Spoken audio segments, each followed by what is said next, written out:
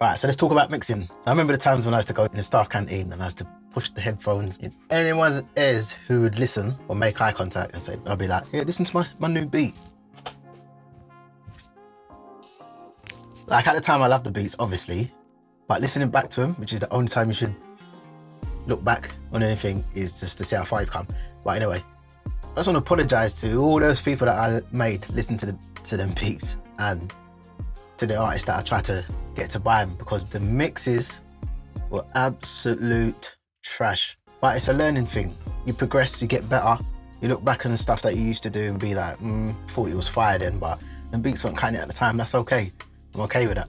And if your beats ain't cutting it at the moment, that's okay, because you're gonna get better. Just keep practicing and watch some of these tips that I share with you today and how I mix my beats, and hopefully get your beats banging. So when you put them up against some of your favorite producers or your favorite songs, they won't sound too different from them. But just keep growing, keep doing your thing, keep progressing, because that's the only way you're gonna get better.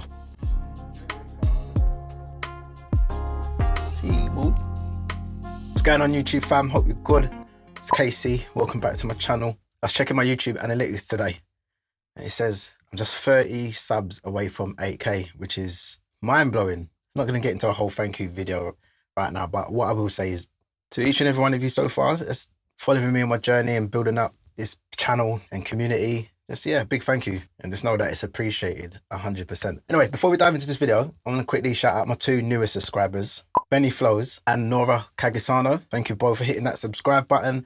It's much appreciated, and I'm glad that you're part of this community. Favorite comment for this week's coming from Juan Pablo. Thank you, bro. I appreciate your comment. And yeah, definitely loads more content coming. Loads of good content that will help you to be the best at what you do. All right, we've done that. Let's dive into this video. So one of the first things I like to do when I'm making my beats is open up a template. I've created templates for nearly everything. Mixing vocals, mixing beats, tracking artists. So I would strongly suggest that you, if you haven't already, create templates, because it makes it easier to have more or less all the stuff that you use to mix in a template. If you don't know how to create a template, watch my video on how to create them, which will be up in that corner. Is it that corner?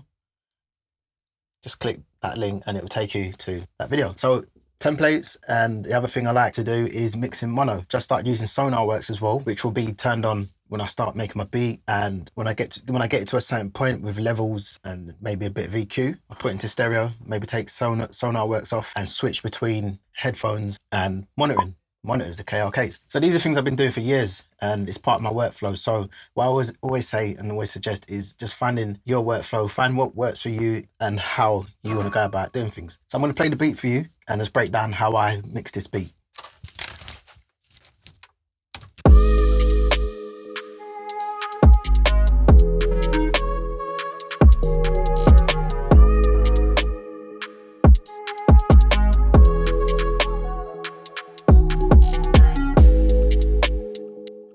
So if you watched any of my videos before, you know that I like to have everything grouped into buses. So all the drums will be grouped into one bus, the kick and bass onto the same bus, and the instruments onto one bus, and then vocals if I'm doing vocals as well. Then all those buses will go to a pre-fader bus.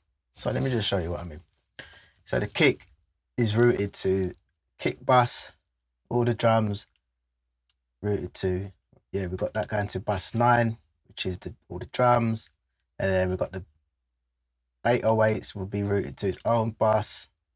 And the pianos going to its own bus. And then all these buses here, the instruments, the kicks, the drums, will be routed to another set of buses. Stick with me because it will make sense. So all the drums onto one bus, all the drums and the bass and all the music, and then all background vocals, effects, that type of stuff. So I can balance levels, group, and then send to another group, and then glue, and then send all those buses to one pre-fader before it hits the main output. So these buses here will go out to a pre-fader, and that's my pre-fader where I do most of my processing. So I don't do hardly any processing on the main output, apart from running it through Studer and virtual mix rack, which I love using it, and the Studer.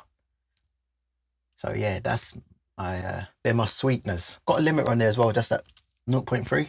It's doing a bit of limiting, so that just gives me an idea of how the beat will sound once it's limited, it's pushed into the limiter. You can do that if you want, you don't have to. So I'm just going to play it to you with all these turned off and then turn them back on so you can hear what they do. So my main buses, including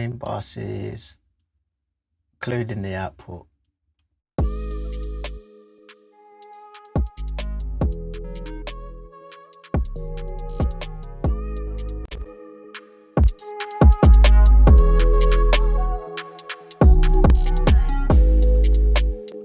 Right, there's a noticeable difference in levels, and I know you should level match because louder can trick you into thinking it's better. But that's just my workaround. That's how I get it to sound loud and punchy. So to begin with, got the kick. I like to start with the kick and the 808s. Get the kick and the 808 sounding good together.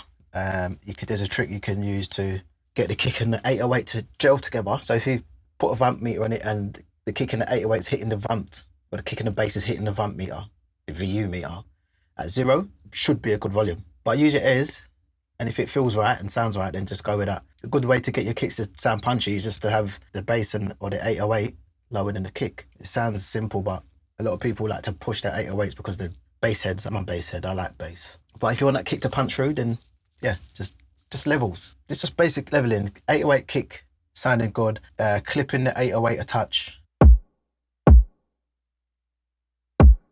You can use a level meter in Logic Pro's stock plugin Bit Crusher. I showed it in a video before. If you haven't seen that, check that out. Yeah, that's all you're doing is just clipping the tops to give you a bit more headroom and squash those peaks. Clip them peaks off in a nice way. I use a standard clip. You can use any plugin, soft clipper, any clipper tool. Don't get too hung up on the different plugins that I use, because I do use like quite a bit of third-party plugins. If you haven't got them, it's not a big deal. Find an alternative. Go to Google and type in standard clip alternative. That's how I find alternatives. So then, same again, basic stuff. Bit of a stereo spread on the snare. Bit crusher again, just to tame the peaks. Tremolo on the hi-hats, just to give it a bit of movement. Let's hear how that sounds.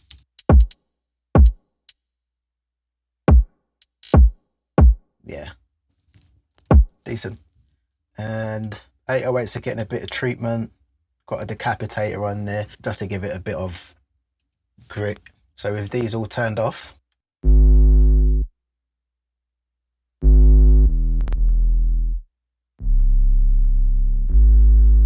I think it's that sublift giving it a nice bit of body there.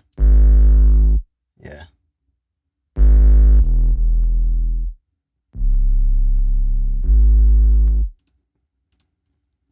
I think that sublift plugin was free on Plugin Alliance. So have a quick look on it, see if that's still free. I'll leave a link in the description below for you to check out. If it's not free, then I don't think it costs that much. And it's a nice little plugin that will give you some more sauce on your 808s or your kicks, whatever you're trying to beef up. So we got that. And then there's a compressor on there for the kick to push through, and which is sidechain to the kick. So when the 808 plays and the kick will have room to punch through. And my EQ will be notched out so the kick can punch through as well. So that's the kick's fundamental. And we just notched that, carved a little space for the kick to punch through. So we've got the high 808. I like to split, so I split the 808. So that's just playing the top melody of the 808 together. This is what it sounds like.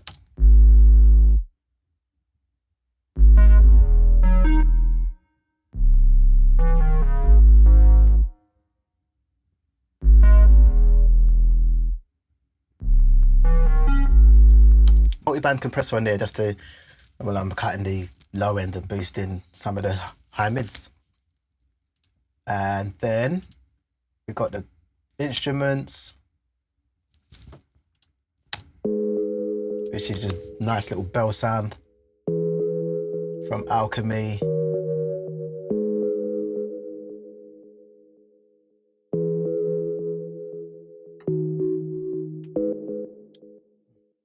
And all I'm doing with that is a bit of, well, not even doing the EQ on that. I think I'm doing, I'm just taking out a little bit of the low mids and that.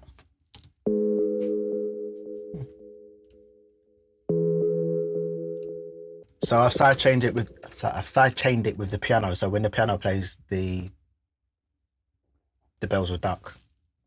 So let's hear how that sounds.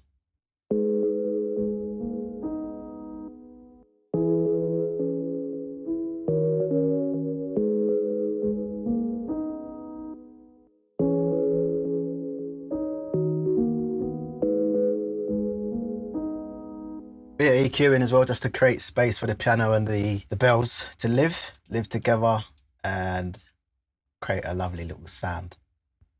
Then there's not much going on in this beat at all, so it's quite spacious. Some nice Vox samples there from Arcade, a bit of EQ, taking out some of them tops. This is what it sounds like without the EQ. Bit too bright.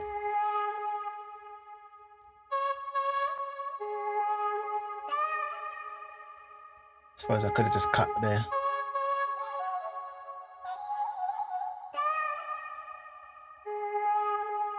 Let the lows pass.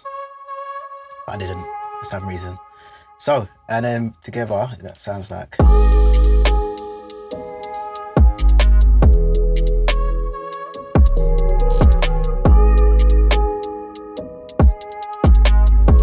And I've sidechained the snare to that. Having some camera issues, I don't know what's going on.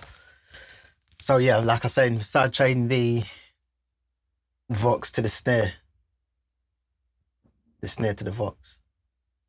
Yeah, sidechain the snare to the Vox. So when the snare hits, the Vox will just duck a little. So a lot of it's sidechaining just to get whatever sound it is that you want to be heard and felt. Sidechain it to the element that's causing masking. Duck it.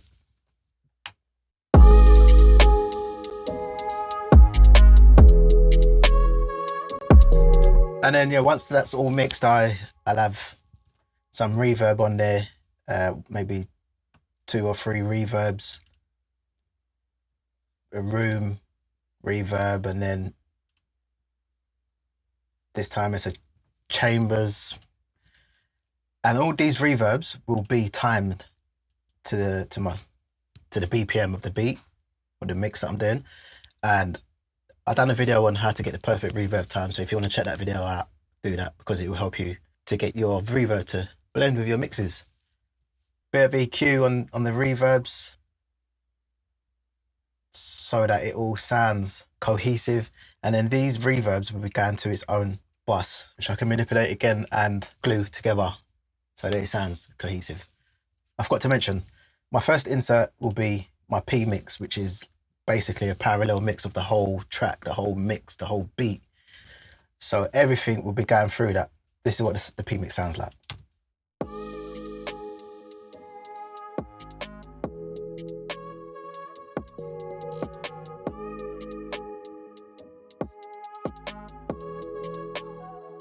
So I've just took out some of the middle of the beat, and it's getting compressed with the CLA 76.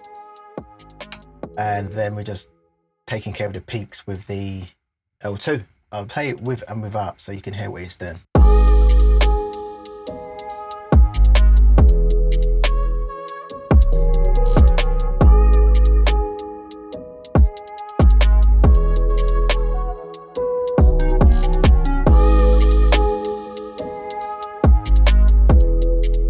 So it's just subtle, but it just gives it a little something. If I take it away, then I feel it. It makes a difference to me anyway.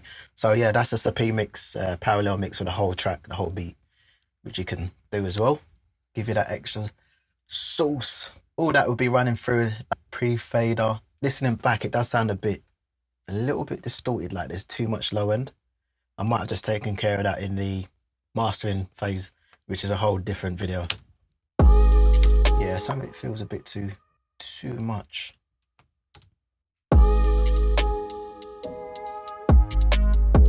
Yeah, better.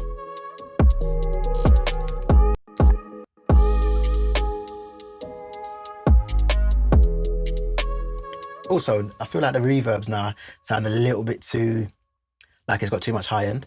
So I probably would take some off.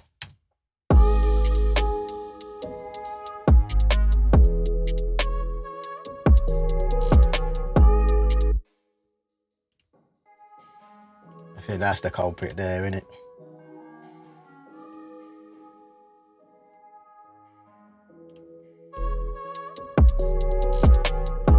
Ooh, that's much better.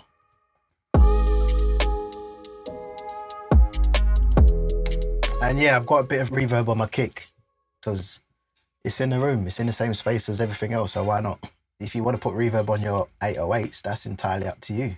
And that is how I mix my beats.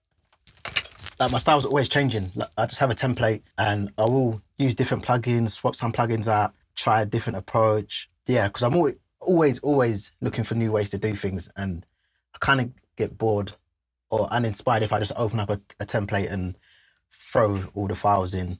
That just gets boring. So always looking to improve and up my game, because I'm not content with where I am. Obviously, I'm in a better place than I was 10 years ago when I was pushing my beats on all these people, these artists, and expecting them to buy it. But yeah, always looking to improve.